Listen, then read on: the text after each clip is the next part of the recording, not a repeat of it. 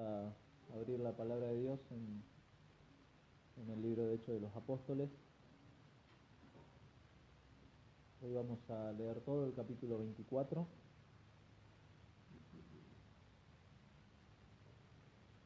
Capítulo 24 de Hechos de los Apóstoles. A modo de introducción, siempre me gusta el tema de... Ando investigando por la Real Academia Española acerca de términos. No voy a entrar en las más de 10 definiciones que hay sobre la palabra testigo, porque así lo titulamos al estudio de hoy, testigo fiel.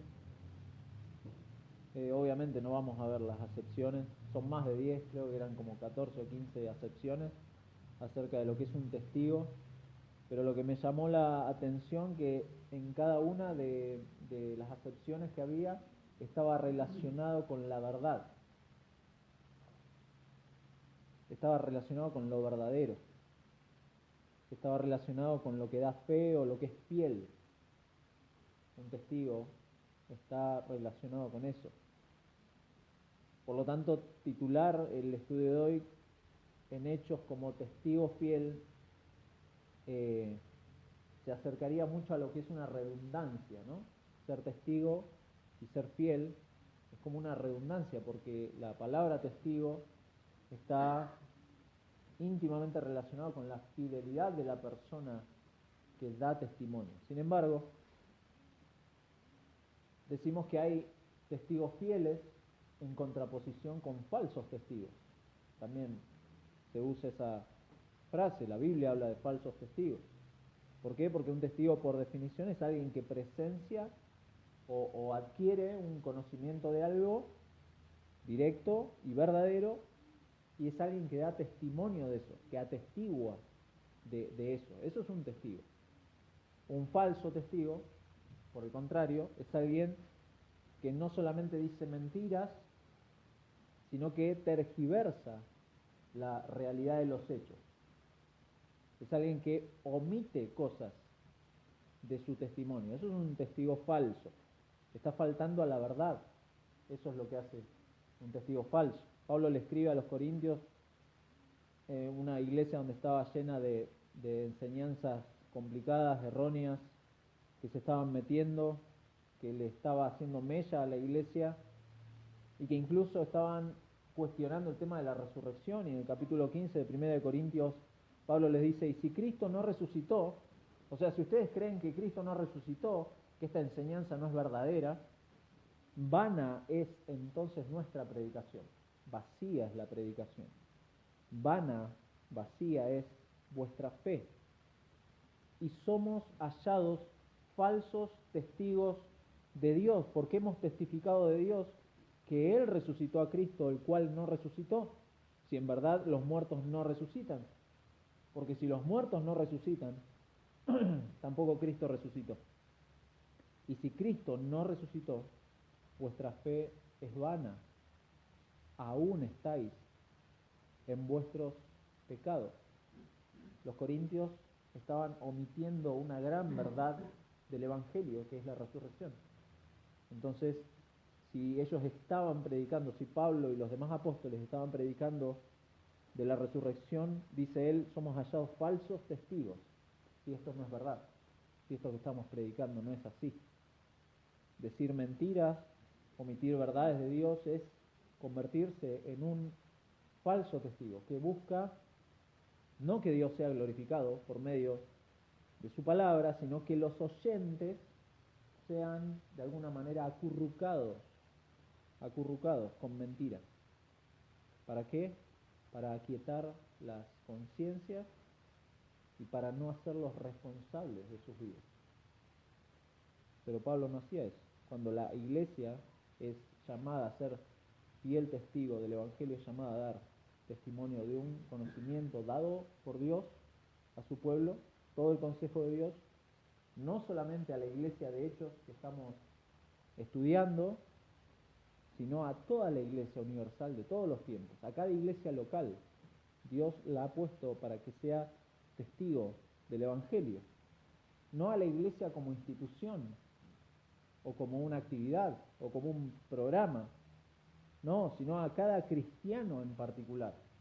A cada cristiano, en el entorno que esté, con las personas que se rodea, donde sea, donde se ve la fe genuina.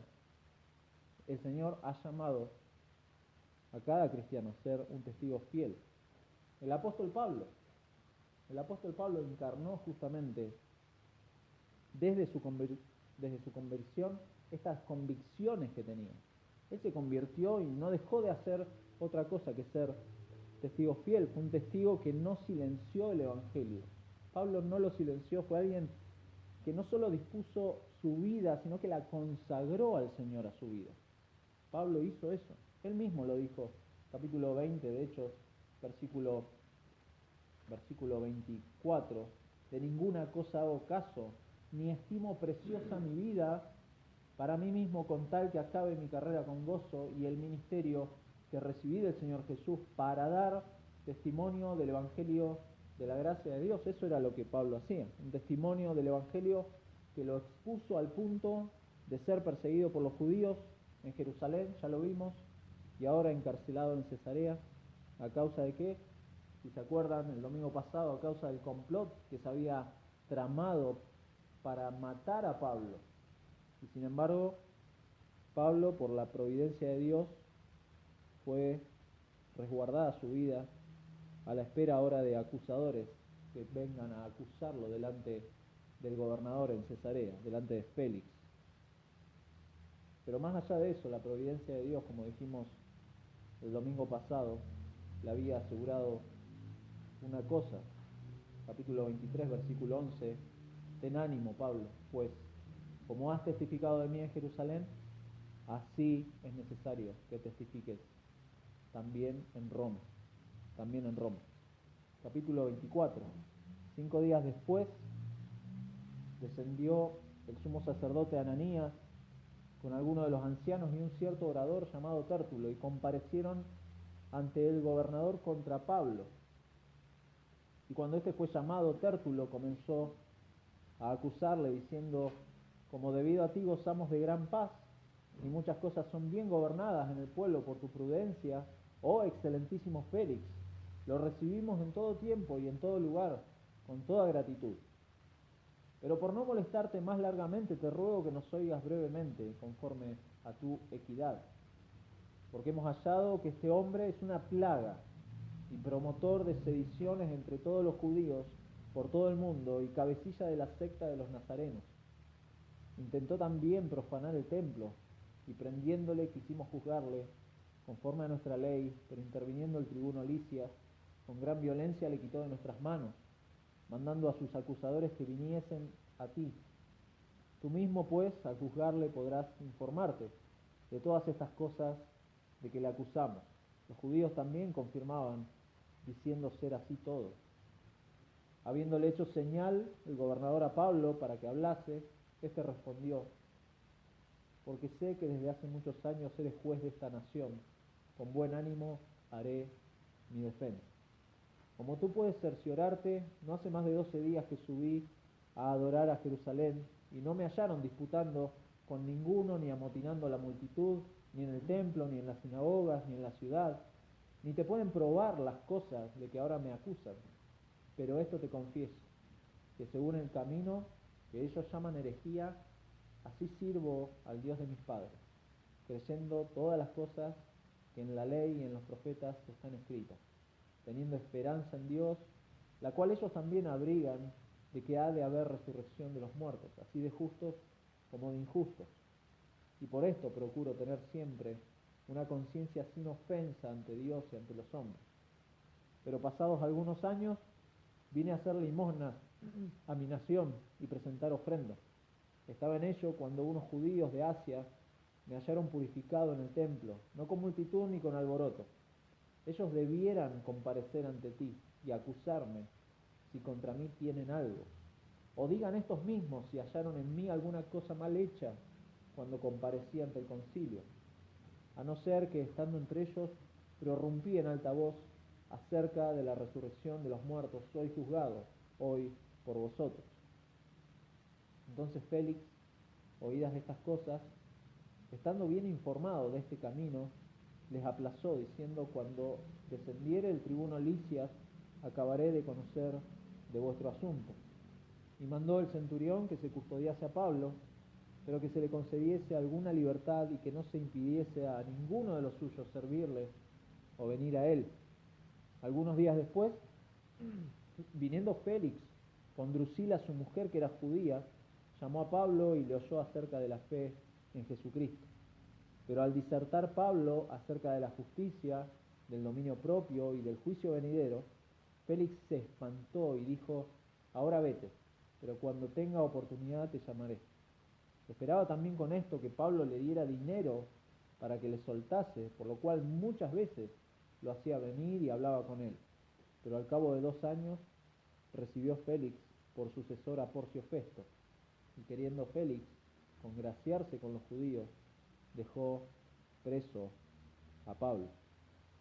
Nuestro Dios,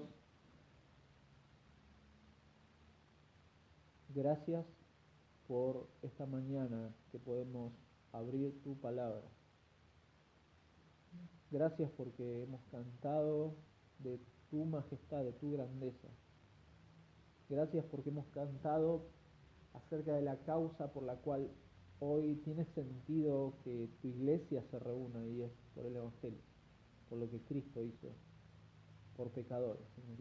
Y este pecador, en su debilidad, en sus limitaciones,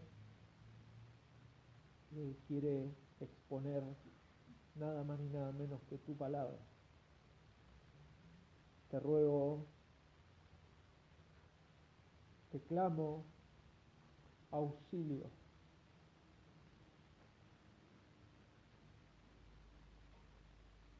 Te ruego por mis hermanos.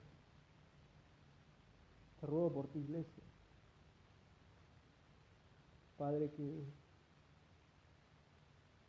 podamos conocerte un poco más de esa majestad. Y como dice tu palabra, que llevemos cautivo todo pensamiento a la obediencia a Cristo. Señor, conoces cada una de nuestras vidas, en nuestra intimidad, en nuestros pensamientos, en nuestras acciones, las conoces. Y no te podemos ocultar nada, estamos desnudos delante de ti.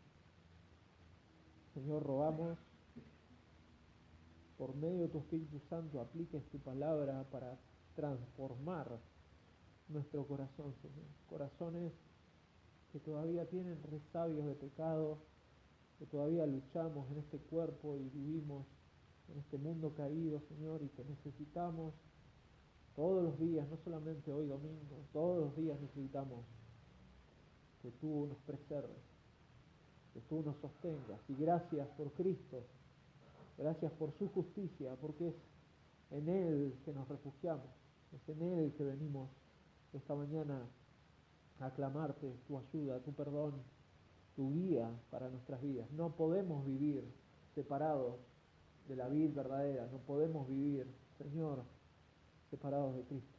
Y es en su nombre que rogamos, ayúdanos en esta hora al abrir tu palabra. Te lo pedimos en su nombre. Amén. Nuestro pasaje de hoy lo vamos a separar en 3 breves movimientos que tiene, que es la acusación de los judíos, la defensa que Pablo hace en segundo lugar, y en tercer lugar la resolución que hace Félix, además de la actitud que Félix tiene hacia el Evangelio, ¿no? Al final. La acusación de los judíos, que va del versículo 1 al 10, como vimos en el relato de la semana pasada, Dios está orquestando en la vida de Pablo todas las cosas de tal manera que Pablo llegue a Roma. Esto Dios, como leímos recién, Dios se lo ha asegurado. Ten ánimo, Pablo, porque vas a testificar en Roma. Tal es así que Dios orquesta las cosas para que a Félix le llegue este preso, Pablo, y también una carta de parte de Claudio Licias para resolver esta situación. Tal es así que Félix bien podría haberse sacado encima este caso, porque no era de su jurisdicción, o podría haberlo derivado a otro lado, pero sin embargo toma el caso. Esto es parte de la providencia de Dios. Dios hizo esto. Lo toma y espera, como dice versículo 35 del 23, te oiré cuando vengan tus acusadores. Y mandó que lo custodiasen en el pretorio de Herodes. Pablo va a quedar ahí hasta que vengan los acusadores. Lo que no tenemos de este relato y el relato anterior es la reacción de los judíos. ¿Recuerdan? Hubo como 40 hombres de los religiosos judíos que se habían propuesto no comer nada ni beber nada hasta haber muerto a Pablo. O sea que no tenemos la reacción. Yo me imaginaba, digo, esta gente todavía está sin comer al punto este del capítulo 24, posiblemente, pero es muy interesante que Lucas vomite eso y pasa directamente a esta situación, a esta defensa de Pablo ante Félix. Debe haber habido frustración, el enojo de estos judíos debe haber sido aún mayor. Tal es así que inmediatamente Pablo, cuando es trasladado a Cesarea, nos dice que el sumo sacerdote Ananías y algunos ancianos y este orador, literalmente un abogado experto en cuestiones judiciales, eso era este hombre, Tértulo, fueron desde Jerusalén hasta Cesarea, a la costa, para resolver esta situación, para comparecer ante Félix. Y desde el versículo 2 hasta el versículo 4, Tértulo, este abogado, trata de ganarse la buena voluntad del gobernador. Fíjense cómo lo hace. Lo hace alabándole por la forma en que ha llevado a cabo su mandato en la provincia de Judea. Es muy interesante. Suena como adulador Tértulo, si lo van leyendo. Es algo que normalmente se hacía en los juicios ante autoridades importantes, adularlo. Oh, excelentísimo, oh, esto, aquello, oh, tú que gobiernas bien toda la provincia de Judea y demás cosas. Posiblemente sí estaba buscando ganarse la buena voluntad, pero también era algo normal en los juicios, hacer esto, adular a las autoridades, ganar el favor de Félix en este caso. Las palabras que utiliza Tértulo son cuidadosas, no son cualquier palabra, no sirven de alguna manera a lo que va a ser la acusación formal a Pablo. Ya nos vamos a dar cuenta. La gran paz que le dice, la buena gobernación por su prudencia, este aprecio de los judíos de su mandato, estaban siendo puestos en riesgo. Si usted lo piensa por un momento. Pablo, esta persona que es peligrosa para el orden político, para esta paz general que había logrado Félix, estaba en riesgo, eso le estaba diciendo. Ahora les vamos a presentar a Pablo, este hombre que es, bueno, como lo presenta versículo 5, es una plaga, es promotor de sediciones entre todos los judíos. Pablo es acusado de dos cosas. En primer lugar, que es usa el término este, ¿no? Es una plaga. Pablo es una plaga, le dicen. Literalmente, Pablo es alguien que influencia perniciosa y destructivamente a las personas. Eso es Pablo. Está infectando como una peste, está infectando al pueblo judío con estas actividades que para ellos son peligrosas. Esto de predicar el evangelio es una actividad peligrosa, va en contra de las leyes. Esta palabra, fíjense cómo la sigue describiendo, dice que Pablo es una plaga y ¿qué es lo que hace esta plaga? Es promotor de sediciones entre todos los judíos por todo el mundo. Es bien, es una acusación con un tinte político, ¿no? Lo que está haciendo Tértulo. Y como dijimos, los cargos de sedición eran difíciles de examinar.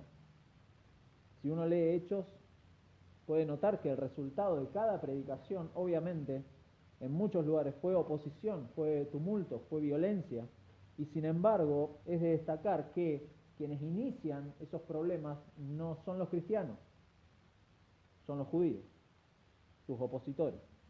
Pero esta acusación tocaba las fibras políticas. ¿Por qué? Porque los gobiernos tenían que asegurar la paz, tenían que asegurarla, y está ligado entonces a la segunda acusación que se le hace a Pablo. En primer lugar, entonces dijimos que este hombre es una plaga. ¿Por qué es una plaga? Porque promueve sediciones, es problemático, es un hombre problemático. Pero en segundo lugar, este hombre es cabecilla de la secta de los nazarenos. Esa es la segunda acusación. Se le acusa a Pablo de liderar una facción que se aleja de los dirigentes judíos. No, es una secta. Es una secta. Entonces, lo está diciendo en modo despectivo. Tértulo acusa a Pablo de liderar un partido que promueve devoción a un hombre, recuerden esto, a un hombre ejecutado por las autoridades romanas, a Jesucristo, a un maestro que supuestamente sedujo al pueblo. ¿Se da cuenta? Y que afirma este maestro ser el rey de los judíos, el rey de los judíos, y que inclusive sus seguidores están diciendo que ha resucitado. Este Pablo está diciendo que ha resucitado. Entonces, la acusación es grave y es algo que merece castigo. Eso es lo que está diciendo Tértulo. Porque, recuerdan como le dijo Pilato a Jesús en Lucas, el mismo autor, Lucas capítulo 23,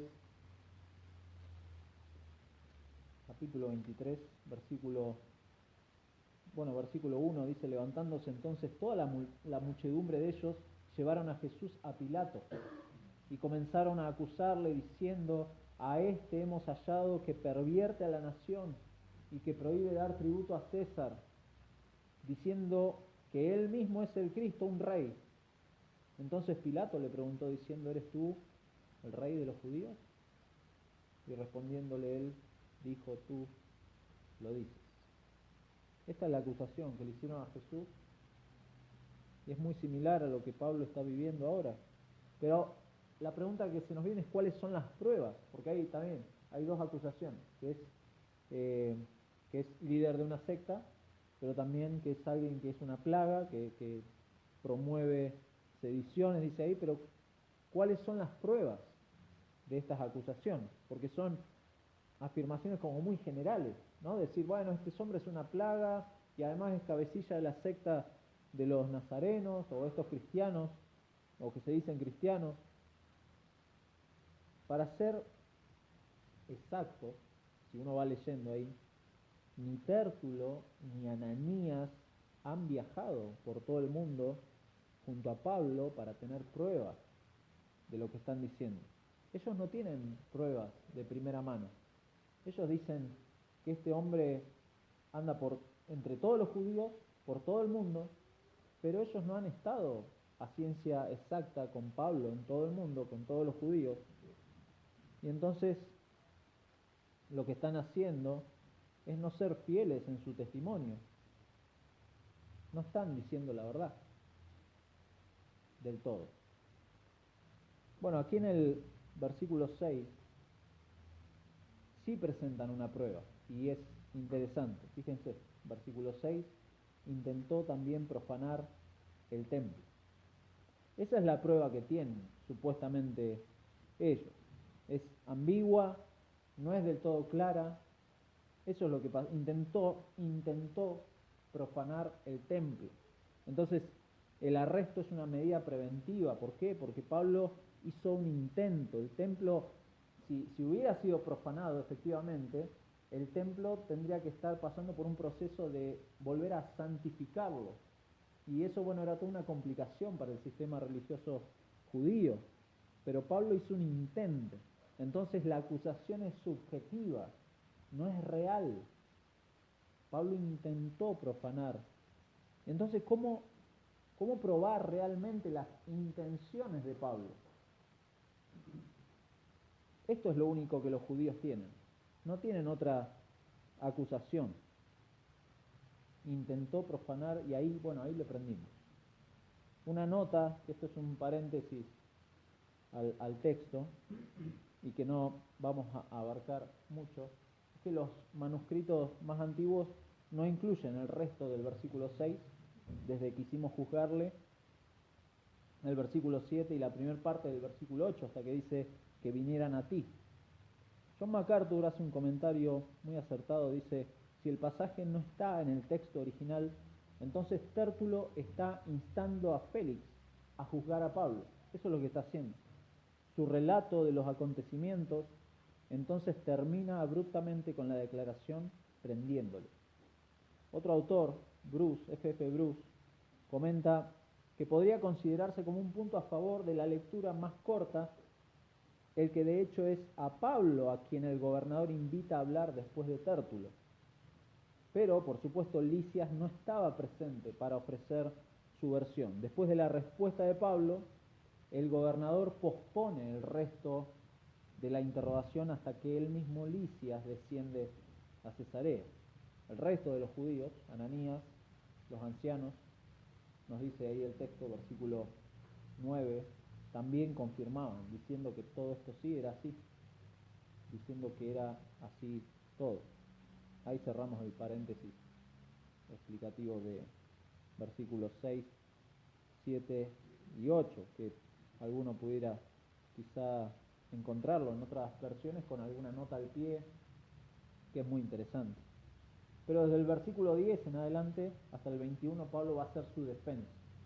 Acá el gobernador Félix le hace una señal a Pablo para darle lugar a la palabra de Pablo, y en su introducción Pablo no falta a la verdad en ningún momento. Es muy, muy claro, porque si bien Félix gobernaba desde hacía 4 o 5 años, se calcula que previo a esta gobernación Félix ya estaba en un gobierno en Samaria desde hacía otros 4 o 5 años. Entonces, por eso Pablo dice, desde hace muchos años eres juez de esta nación. Pablo no está faltando a la verdad y está reconociendo, incluso estaba casado con Drusila, que era de origen judío, y entonces eso le otorgaba a este Félix un conocimiento de los judíos, de las costumbres, de las leyes judías, que no cualquier gobernador podía tener. Entonces es correcto que diga, desde hace muchos años eres juez de esta nación. Pablo lo que hace es confía en que Félix va a entender lo que está planteando Pablo, va a entender los argumentos en su defensa y va a pronunciar un veredicto justo como juez. Félix no es, como decimos nosotros, no es un caído del catre. Félix entiende muy bien lo que está pasando. Y Pablo es breve y es directo. Félix le dice, tú puedes cerciorarte, tú puedes comprobar todo esto. No es algo... El discurso de Pablo apunta directamente a cuestiones espirituales, a cuestiones religiosas. Pablo no se mete en cuestiones políticas, no le importa eso. ¿Por qué? Porque el ministerio de Pablo tenía un carácter netamente espiritual. Pablo, el mensaje del evangelio que predicaba Pablo buscaba transformar corazones de hombres y mujeres perdidos, condenados en sus pecados. Eso es lo que hacía Pablo. Pablo era un testigo. Él predicaba, como hemos visto a lo largo de Hechos, acerca de Jesucristo. Él hacía eso. Del crucificado, del resucitado, del exaltado Señor. Él hacía eso, no hacía otra cosa. Por lo tanto, su defensa tiene de carácter religioso. Hace 12 días subí a adorar a Jerusalén. Tiene un carácter espiritual esto. Yo no vine con intenciones políticas. No se mete en asuntos judiciales. Incluso la referencia es muy interesante de los 12 días, La mayoría de los comentaristas coinciden en que es algo comprobable para Félix. Hace menos de 2 semanas yo vine. O sea que podés cerciorarte, podés comprobarlo. Es más, es un tiempo irrisorio para pensar que puedo organizar un motín, un tumulto. Imposible, en 2 semanas me voy a organizar para destruir todo Jerusalén. Imposible. Versículo 12, y no me hallaron disputando con ninguno, ni amotinando a la multitud, ni en el templo, ni en las sinagogas, ni en la ciudad. Pablo sigue insistiendo con lo mismo. No estoy metido en esto. Y Pablo muestra su inocencia en 3 puntos. En primer lugar, que no se vio envuelto en ninguna disputa cuando estuvo en Jerusalén. En segundo lugar, que Pablo no estaba organizando o amotinando una multitud en las sinagogas, en el templo, ni en la ciudad. De alguna manera está respondiendo al versículo 5 de la acusación de Tértulo, que este hombre es una plaga y promotor de sediciones. No, Pablo dice no, soy inocente en esto. Y en tercer lugar, las acusaciones de Tértulo, que son generales, como dijimos, no tienen pruebas. No tienen pruebas. Versículo 13, ni te pueden probar las cosas de que ahora me acusan. No hay pruebas. Son cosas difíciles de probar y también son cosas difíciles de refutar. Es muy difícil, es una situación, por lo tanto esto necesita otro proceso y por esto vamos a ver que Pablo, versículo 23, es custodiado por un centurión y es aplazado el juicio esta defensa, esta acusaciones de Tértulo y la defensa de Pablo es aplazado hasta que venga Lisias y Lisias nos dé un panorama más claro de esta situación. ¿Por qué? Porque es complicado. Pablo entonces comienza a responder acá, versículo 14, a las acusaciones, principalmente a aquellas que lo marcaban como líder de la secta de los nazarenos. Fíjense, versículo 14 dice, pero esto te confieso, que según el camino que ellos llaman herejía, así sirvo al Dios de mis padres. Para Pablo, como para cualquier cristiano, el culto a Dios está ahora fundamentalmente e irrevocablemente conectado a Jesucristo. Pablo sirve a Dios. ¿Cómo? Según el camino. El camino es el Evangelio. El camino es la obra de Cristo. Ese es el camino. Y de esa manera Pablo sirve al Dios de mis padres, al Dios que es el mismo Dios de Israel que ha enviado a Jesucristo, el Mesías de Israel, cuya vida, muerte, resurrección y exaltación lo constituyen como el único camino. El único camino. Él es el camino para la salvación y es por tanto Salvador y Señor de ese camino. Así sirve Pablo. Esta es la verdadera cuestión que está en juego. Esta es la verdadera cuestión, el Evangelio mismo. Esta es la piedra en el zapato para los judíos. Jesucristo.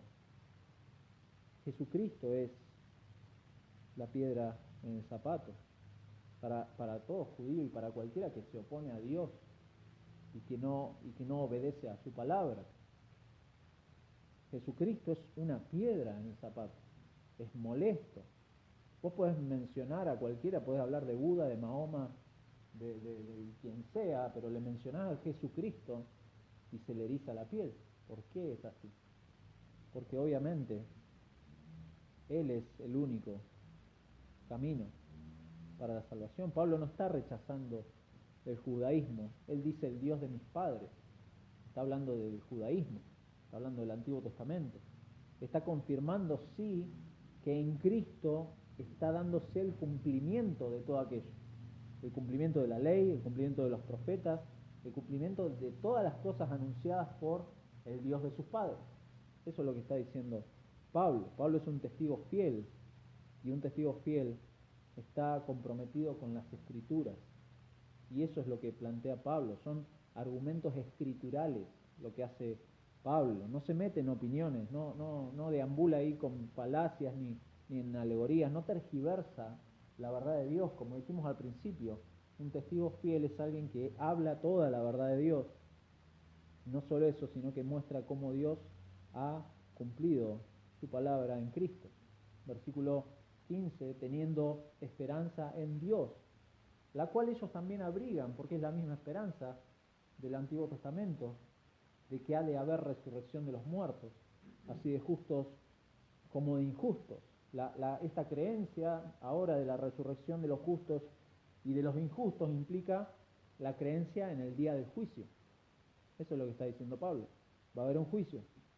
Dios va a premiar a justos, va a castigar a los injustos. Y esta descripción de la resurrección, no solo como resurrección de los muertos, sino específicamente de los justos e injustos, implica una advertencia a los que están escuchando, a Tértulo, a Ananías, a los ancianos. Una advertencia. ¿Por qué? Porque están acusando falsamente, están siendo injustos para Pablo. Pablo cree que hay una diferencia entre lo correcto y lo incorrecto, entre lo justo y lo injusto. Pablo cree eso y no va a hacer nada que convierta el día de la resurrección para él en un día de juicio para él. ¿Por qué? Porque él sabe, como dijo antes, que según el camino que ellos llaman herejía, así sirvo al Dios de mis padres. Pablo estaba confiado en ese camino, en la obra de Cristo. Pablo tenía plena confianza en eso. Él sirve a Dios con limpia conciencia, al Dios de sus padres, creyendo y comprometiéndose con las Escrituras, según el camino, según el Evangelio de Jesucristo. Versículo 16, y por esto procuro tener siempre una conciencia sin ofensa ante Dios y ante los hombres. Así sirve Pablo a Dios, con limpia conciencia. Pablo está afirmando que el propósito de su esfuerzo constante por vivir su vida delante de Dios y del pueblo, obviamente, consiste en su esfuerzo por asegurarse de que su conciencia no le acusará de haber transgredido los mandamientos de Dios o de pecar contra el pueblo. Pablo dice, siempre, procura tener siempre una conciencia sin ofensa. Capítulo 23, versículo 1, Pablo le había dicho al concilio exactamente lo mismo. Varones, hermanos, yo con toda buena conciencia he vivido delante de Dios hasta el día de hoy. Por causa de eso le pegaron una cachetada a Pablo, inmediatamente, 23:2. ¿Por qué? Porque sin duda esa es la forma en que un testigo fiel, como Pablo, se conducía delante de Dios. Pablo le escribe algo similar a los Corintios, 2 de Corintios 1:12, dice, porque nuestra gloria es esta, el testimonio de nuestra conciencia, que con sencillez y sinceridad de Dios, no con sabiduría humana, sino con la gracia de Dios, nos hemos conducido en el mundo y mucho más con vosotros. Así, frente a la realidad de la resurrección de los muertos y del próximo día de juicio, es absolutamente honesto en cuanto a su comportamiento. Pablo está diciendo eso. Soy honesto delante de Dios. La expresión siempre muestra que hay una coherencia en su comportamiento. No solamente era alguien que predicaba la palabra, sino que su vida era coherente. La fe que tenía en el Dios de sus padres, su compromiso con la ley, con los profetas, su creencia en la resurrección, no hacían ninguna, no estaba desconectado de su obediencia a Dios. Esto era evidencia de su fidelidad. Pablo era fiel en ese sentido. No solamente era alguien que tenía llena la cabeza de teología, sino que era alguien que vivía lo que creía, no estaba desconectado, no estaba divorciado una cosa de otra. Hoy es normal eso. O nos vamos al extremo de ser grandes teólogos, o nos vamos al extremo de ser grandes experimentadores de Dios, pero no conozco nada de la Biblia. O sea que hay como una desconexión en eso. Y Pablo no era eso. Pablo era un testigo fiel. Entonces Pablo va a pasar a refutar el cargo que le hacen de enemigo público de los judíos y de alborotador, 17 y 18. Él, pasado unos años, viene a hacer limosnas a mi nación. Pablo viene a presentar ofrendas, está a favor de su nación. Presentar ofrendas era hacerle un favor a la nación también. No viene a organizar un motín, no viene a, como decimos acá, no viene a hacer lío, viene a beneficiar a su pueblo. Él no era una amenaza, no era una amenaza para nadie, como dice Tértulo. Tampoco pueden acusarlo de profanar el templo, como han dicho. Tampoco pueden eso.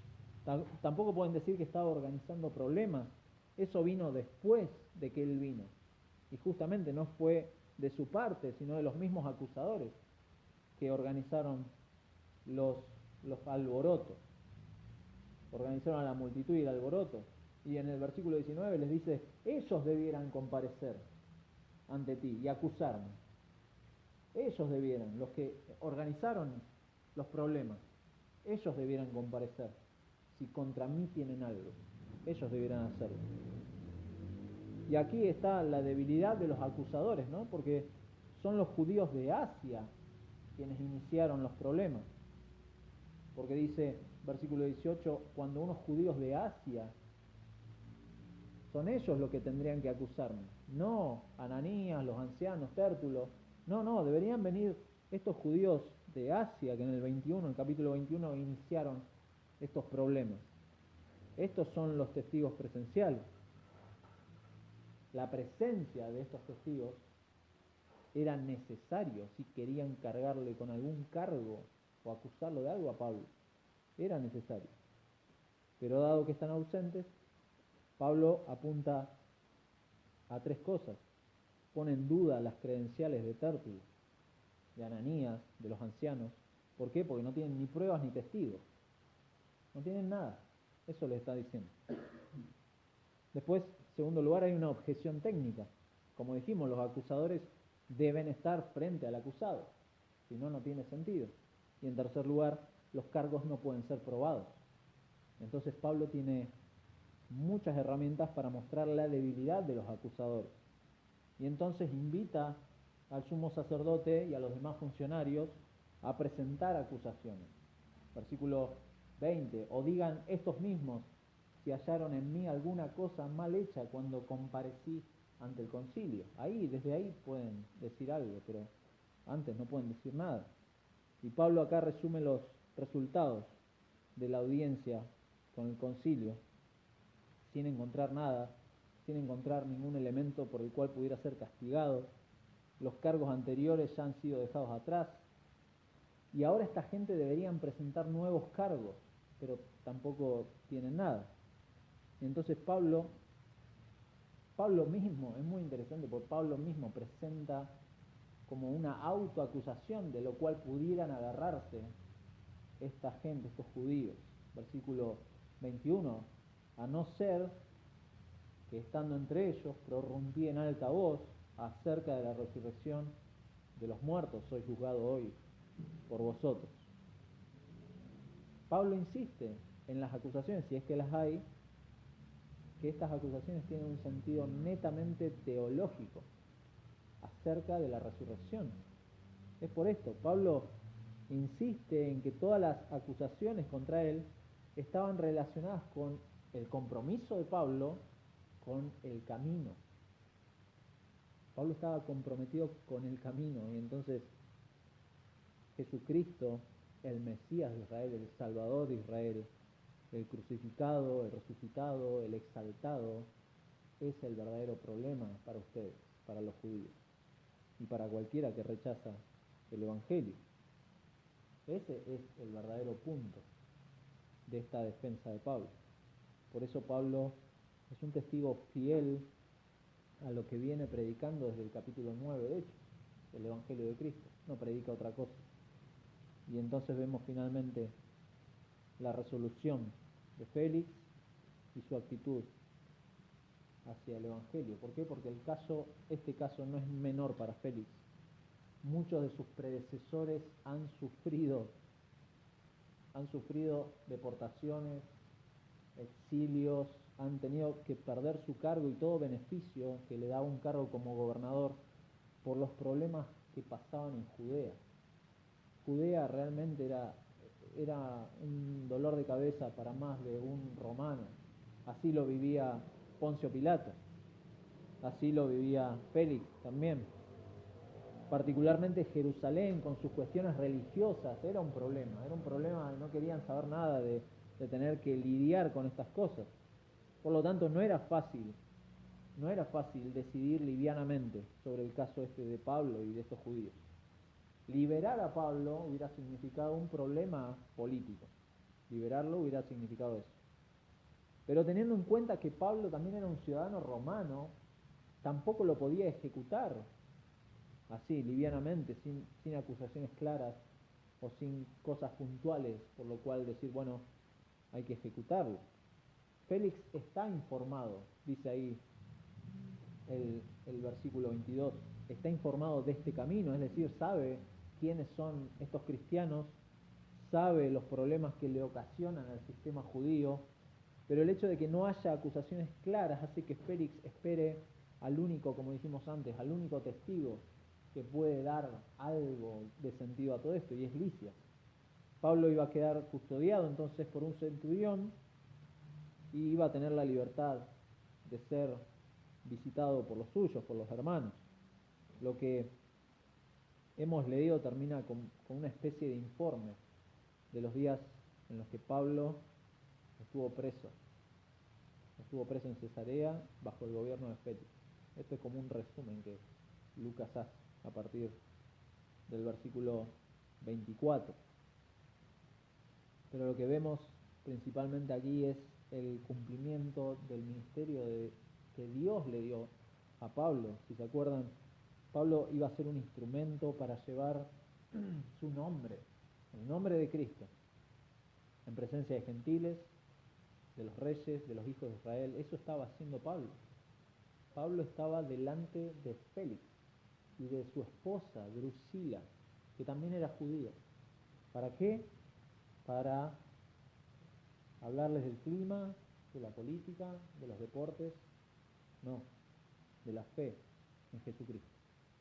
Eso era lo que Pablo tenía para hacer, eso era lo que hacía. Ese era el único interés y así lo vemos frente a Félix. Pablo siendo testigo fiel de Jesucristo, sin importar las circunstancias, sin importar el rango político y social que pudiera tener la persona que tenía enfrente, no importa eso, no importa. ¿Sabe por qué no importa? Y esto a modo de aplicación, ténganlo siempre en cuenta, no es que el Evangelio usted lo tiene que acomodar al oído del oyente, no, el Evangelio es el mismo, el mensaje es el mismo. ¿Por qué? Porque enfrente tiene un pecador, un enemigo de Dios, alguien que está muerto espiritualmente, y por eso el Evangelio no cambia. Y para Pablo entendía perfectamente, él predicaba a Cristo, al Señor y al Salvador de pecadores, y después de explicar la identidad de Jesús como el Salvador, fíjense lo que hace. Pablo desafía a Félix y a Drusila en términos morales, los confronta con la necesidad de evaluar su comportamiento delante de Dios, con la realidad del juicio de Dios, con la necesidad de llegar a la fe en Jesús, que es el único que puede salvar de la culpa del pecado. Eso es lo que está haciendo Pablo, pero también el único que puede dar vida a muertos espirituales. Félix, Drusila, arrepiéntanse, eso les está diciendo, arrepiéntanse. ¿Por qué? Porque hay una justicia, hay dominio propio, hay un juicio venidero. ¿Qué hizo Félix? Se espantó.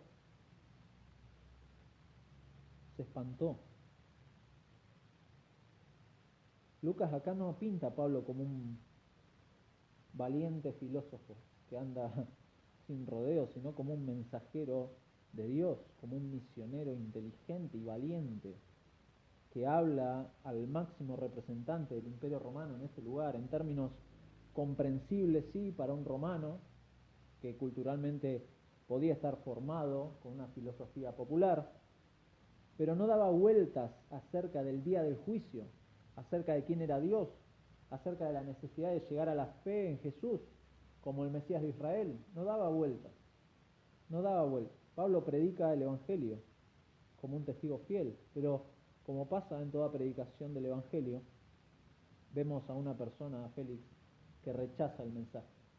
¿Por qué lo rechaza? Porque sigue intereses personales, porque Félix es un oportunista, eso es lo que es. Félix no quiere comprometerse con Jesucristo, no quiere eso. No quiere dejar sus pecados, no quiere eso. Quiere dinero, quiere dinero. Eso nos dice el pasaje. Versículo 26, esperaba también con esto, de hablar varias veces con Pablo, que Pablo le diera dinero para que le soltase. Ese era el verdadero interés de Félix. Tremendo lo que dicen. Félix rechaza el Evangelio por sus propios intereses y solo buscaba, como dice después, congraciarse con los judíos. Ese era su interés. Quería quedar bien con aquellos que a él le convenía. Quería quedar bien. Pablo no le convenía a Félix. No le convenía a Pablo. No le convenía a Jesucristo. No le era útil para sus fines. Eso era Félix. ¿Por qué Lucas, el autor de Hechos, nos deja este informe, ¿no? ¿Por qué no pasa por alto detalles? ¿Por qué no dice en 2 líneas que bueno, que Pablo fue preso y que estuvo en Cesarea? Y ¿por qué da tantos detalles? Eso es lo que me preguntaba cuando iba leyendo. Lucas sin duda quiere que sus lectores, o sea nosotros, veamos de alguna manera la respuesta a la pregunta de cómo Pablo continúa la obra de Jesucristo y de los apóstoles. Cómo Pablo es un fiel testigo del Evangelio. Y cómo Pablo no negoció el mensaje en coherencia con su vida. Él era coherente con su vida. Y a partir de ahí, solamente tres breves puntos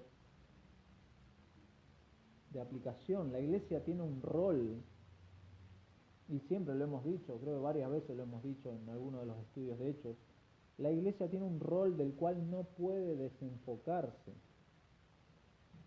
La iglesia tiene un rol del cual no puede desenfocarse. Fíjense, 1 Corintios capítulo 1, versículo 17, lo que Pablo dice. Pablo le está hablando a la iglesia de los Corintios y le dice, pues no me envió Cristo a bautizar. Estaban peleando acerca de personalismo, de que algunos eran de Pablo, de Apolos, de Cefas, otros eran más espirituales y decían yo soy de Cristo. Pero él dice, no me envió Cristo a bautizar, sino a predicar el Evangelio, no con sabiduría de palabras, para que no se haga vana la cruz de Cristo. Porque la palabra de la cruz es locura a los que se pierden, pero a los que se salvan, esto es a nosotros, es poder de Dios. Porque está escrito, destruiré la sabiduría de los sabios y desecharé el entendimiento de los entendidos. ¿Dónde está el sabio?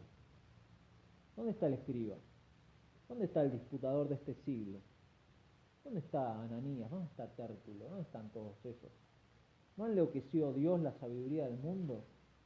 Pues ya que en la sabiduría de Dios el mundo no conoció a Dios mediante la sabiduría, agradó a Dios salvar a los creyentes por la locura de la predicación. Porque los judíos piden señales y los griegos buscan sabiduría, pero nosotros predicamos a Cristo crucificado. Para los judíos ciertamente tropezadero, para los gentiles locura, mas para los llamados, así judíos como griegos, Cristo, poder de Dios y sabiduría de Dios, porque lo insensato de Dios es más sabio que los hombres y lo débil de Dios es más fuerte que los hombres. Pues mirad, hermanos, vuestra vocación, que no sois muchos sabios según la carne, ni muchos poderosos, ni muchos nobles, Fíjense lo que Dios ha llamado, sino que lo necio del mundo escogió Dios, lo necio del mundo, para avergonzar a los sabios. Y lo débil del mundo escogió Dios para avergonzar a los fuertes, y lo vil del mundo y lo menospreciado escogió Dios, y lo que no es, para deshacer lo que es, ¿a fin de qué? A fin de que nadie se jacte en su presencia, mas por Él estáis vosotros en Cristo Jesús, el cual nos ha sido hecho por Dios sabiduría, justificación, santificación y redención. ¿Para qué? Para que, como está escrito, el que se gloría, gloríese en el Señor, gloríese en el Señor. Después le va a escribir de nuevo a esta iglesia de los Corintios, capítulo 4, le habla de su ministerio, 2 de Corintios, por lo cual, teniendo nosotros este ministerio según la misericordia que hemos recibido, no desmayamos.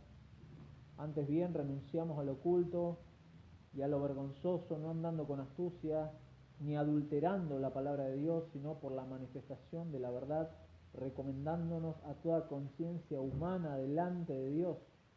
Pero si nuestro evangelio está aún encubierto, entre los que se pierden está encubierto, en los cuales el Dios de este siglo cegó el entendimiento de los incrédulos, para que no les resplandezca la luz del evangelio de la gloria de Cristo, el cual es la imagen de Dios, porque no nos predicamos a nosotros mismos, sino a Jesucristo como Señor, y a nosotros como vuestros siervos, por amor de Jesús. Porque Dios, que mandó que de las tinieblas resplandeciese la luz, es el que resplandeció en nuestros corazones, para iluminación del conocimiento de la gloria de Dios en la faz de Jesucristo. Pero tenemos este tesoro en vasos de barro. ¿Para qué? Para que la excelencia del poder sea de Dios y no de nosotros. Estamos atribulados en todo, mas no angustiados, en apuros, mas no desesperados, perseguidos, mas no desamparados, derribados, pero no destruidos, llevando en el cuerpo siempre, por todas partes, la muerte de Jesús, para que también la vida de Jesús se manifieste en nuestros cuerpos. Porque nosotros que vivimos siempre estamos entregados a muerte por causa de Jesús, para que también la vida de Jesús se manifieste en nuestra carne mortal, de manera que la muerte actúa en nosotros y en vosotros la vida. Pero teniendo el mismo espíritu de fe, conforme a lo que está escrito, creí, por lo cual hablé, nosotros también creemos, por lo cual también hablamos, sabiendo que el que resucitó al Señor Jesús, a nosotros también nos resucitará con Jesús y nos presentará juntamente con vosotros. La iglesia tiene un rol que no puede desenfocarse. Pablo le dice a Timoteo: te encarezco delante de Dios y del Señor Jesucristo, que juzgará de nuevo a los vivos y a los muertos en su manifestación y en su reino. Está hablando del juicio. Te encarezco que prediques la palabra, que instes a tiempo y fuera de tiempo, redarguye, reprende, exhorta, con toda paciencia y doctrina. ¿Por qué? Porque vendrá tiempo cuando no sufrirán la sana doctrina, sino que teniendo comezón de oír, se amontonarán maestros conforme a sus propias concupiscencias y apartarán de la verdad el oído y se volverán a las fábulas. Cualquier parecido con la actualidad no es coincidencia. La iglesia tiene un rol, ha sido llamada a ser fieles testigos, no ha sido llamada a entretener a los pecadores. No, ha sido llamada incluso a acusar la conciencia de los pecadores delante de Dios. No ha sido llamada a sobarles el lomo. No, ha sido llamada a presentar las perfecciones de Dios en contraposición con nuestra pecaminosidad, y frente a esas perfecciones, a esa majestad de Dios, caer rendido, humillado delante de este Dios que nos ha dado un rol del cual no podemos desenfocarnos. Ese es nuestro rol. La iglesia tiene una responsabilidad de anunciar quién es el Señor y quién es el Salvador de los pecadores. Los cristianos, en segundo lugar, somos testigos fieles al mensaje que predicamos. Fíjese de qué manera Pablo acusa a los corintios, en 2 de Corintios capítulo 11, Pablo acusa a los corintios, capítulo 11, versículo 3, le dice: pero temo que como la serpiente con su astucia engañó a Eva, vuestros sentidos sean de alguna manera extraviados de la sincera fidelidad a Cristo. Porque si viene alguno predicando a otro Jesús que el que os hemos predicado, o si recibís otro espíritu que el que habéis recibido, u otro evangelio que el que habéis aceptado, bien lo toleráis. Bien lo toleráis, y pienso que en nada he sido inferior a aquellos grandes apóstoles. Superapóstoles usa el término ahí. Estos corintios habían aceptado a los Gálatas. Después también les dice a los Gálatas, capítulo 1 de los Gálatas, versículo 6: estoy maravillado de que tan pronto os hayáis alejados del que os llamó por la gracia de Cristo para seguir un evangelio diferente. No que haya otro, sino que hay algunos que os perturban y quieren pervertir el evangelio de Cristo. Mas si aún nosotros o un ángel del cielo os anunciare otro evangelio diferente del que os hemos anunciado, sea anatema. Como antes hemos dicho, también ahora lo repito. Pablo es enfático: si alguno os predica diferente evangelio del que habéis recibido, sea anatema, sea maldito. No hay otro evangelio. No hay otro evangelio. No hay otro evangelio. Por eso predicamos el evangelio bíblico. Un evangelio que no habla de el pecado como una enfermedad que el hombre tiene, sino que es la condición que tenemos, que día a día nos enfrenta a este Dios grandioso, que día a día nos muestra en nuestra cara nuestra rebelión contra Dios, y que por causa de la muerte espiritual que tenemos y de nuestra incapacidad de acercarnos a Dios, es necesario un Salvador tan hermoso, precioso, como nuestro Señor Jesucristo. Por eso predicamos, sin rodeos, sin vueltas, sin concesiones, acerca del carácter de un Dios santo, justo, que reclama la paga del pecado, que es muerte. Eso merece cada ser humano, la muerte. Eso merece. Entonces, ser testigo fiel implica jugarse por un mensaje que no es popular.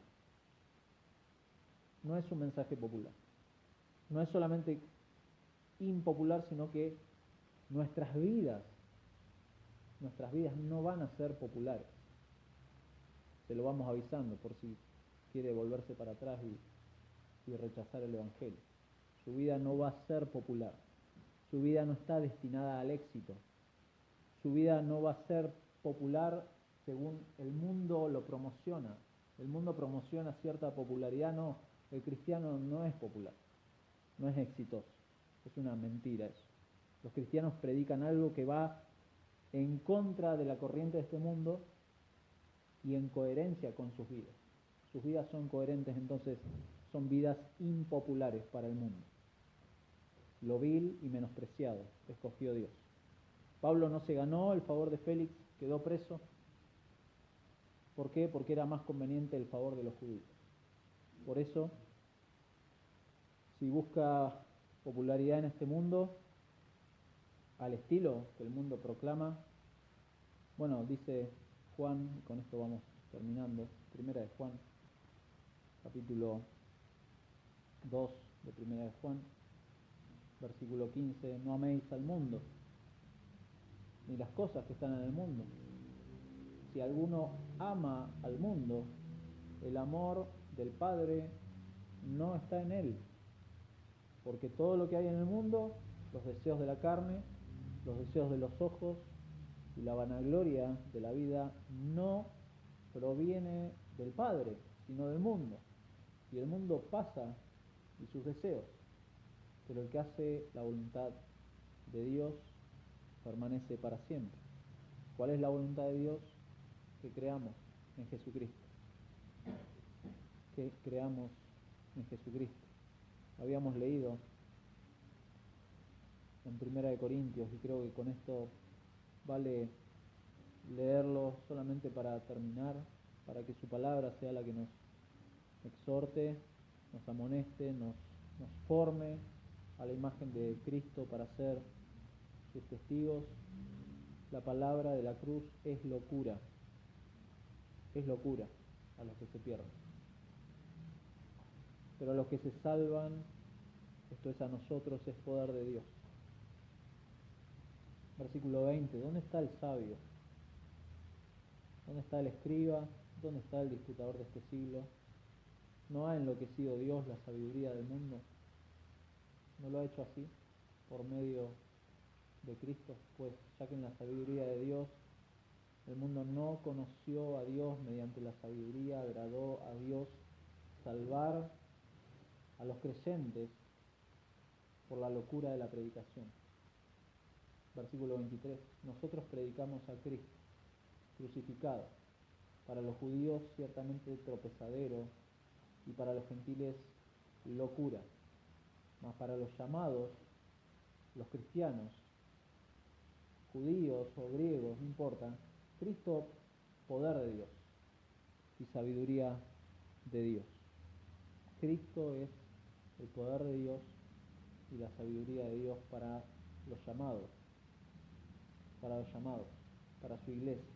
¿Para qué? Para que la iglesia, enfocada en Cristo, pueda cumplir su rol, puedan ser testigos fieles de este mensaje, pero por sobre todo puedan tener vidas que son coherentes con este mensaje. Y estas vidas coherentes nos van a hacer fieles testigos. Para terminar, esto es un agregado. La palabra testigo en el Nuevo Testamento viene de la raíz de la palabra mártir. Pero en Hechos, si bien tiene esa raíz, no es usada en ese sentido, sino en el sentido de alguien que da testimonio de Jesucristo. Sí hay una acepción de la palabra testigo que representa el hecho de ser mártir y que justamente le da esa validez. Apocalipsis, capítulo 1, habla del verdadero testigo fiel. Capítulo 1, versículo 4, Juan le escribe a las 7 iglesias que están en Asia: gracia y paz a vosotros, del que es, que era y que ha de venir, y de los 7 espíritus que están delante de su trono, y de Jesucristo, el testigo fiel, el primogénito de los muertos y el soberano de los reyes de la tierra, al que nos amó y nos lavó de nuestros pecados con su sangre y nos hizo reyes y sacerdotes para Dios su Padre. A Él y solamente a Él sea la gloria e imperio por los siglos de los siglos. Jesucristo, el testigo fiel, el que verdaderamente y acabadamente cumplió ese rol de dar testimonio de la verdad. Podemos tener ejemplos como Pablo, como Pedro, pero nunca debemos desenfocarnos de quién hoy da sentido a un testimonio fiel de la iglesia, y es nuestro Señor Jesucristo, el testigo fiel, el primogénito de los muertos, el soberano de los reyes de la tierra, al que nos amó y nos lavó de nuestros pecados con su sangre. Vamos a orar. Señor, gracias por Jesucristo. Es a Él que venimos.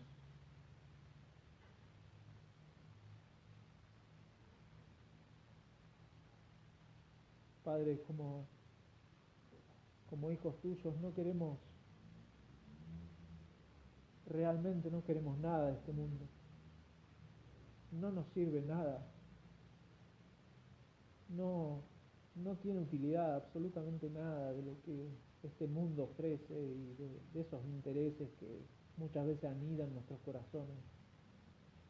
Padre, gracias por Jesucristo, porque realmente es una perla de gran precio lo que hemos encontrado, Señor. Ayúdanos a traer a nuestra memoria y a nuestro corazón, porque entendemos que es un problema del corazón. No te estamos amando cuando nos desenfocamos. Padre, tú has derramado el amor de Cristo en nuestros corazones y en función de eso, Padre, te rogamos, nos ayudes. Necesitamos tu ayuda todos los días. Conoces la debilidad que hay en nosotros, conoces el potencial pecaminoso que hay en nuestras vidas.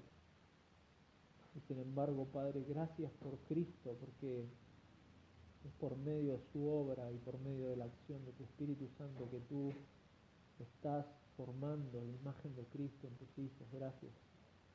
Gracias por tu iglesia, porque tú la santificas. No son nuestras obras, no son nuestros méritos, nuestras actividades, no, eso no nos santifica. Eso solamente nos ayuda, son medios de gracia que nos ayudan a poder reenfocarnos en quién eres tú, Señor. Gracias por tu palabra, porque la tenemos acceso a ella, tenemos libertad de abrirla, de leerla. Padre, rogamos que nos ayudes a no distraernos, a quitar de medio nuestro cualquier distracción, Señor, que seamos tajantes con el pecado, que no permitamos, Señor, que corramos con paciencia la carrera que tenemos por delante, poniendo los ojos en Jesús, el autor y consumador de nuestra fe. Autor y consumador, no hicimos nada,